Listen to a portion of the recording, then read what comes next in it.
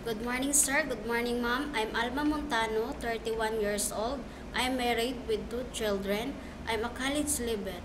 I want to work in Hong Kong because I want to support and help my family, and I want to give a better future of my children. Okay, Mrs. Montano, there are some questions for you to be answered.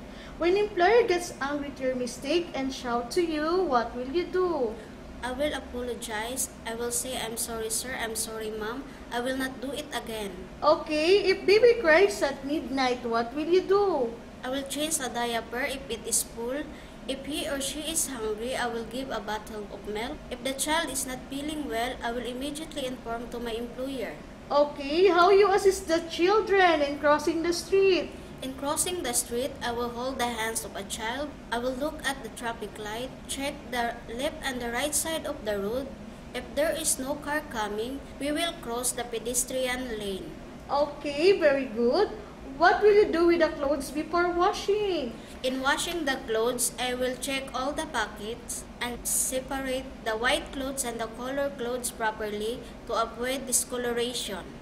Okay, if you find some money or jewelry in your employer's clothes or in their room, what will you do? If I found some money or jewelry inside the room, I will immediately return to my employer without hesitations because honesty is the best policy.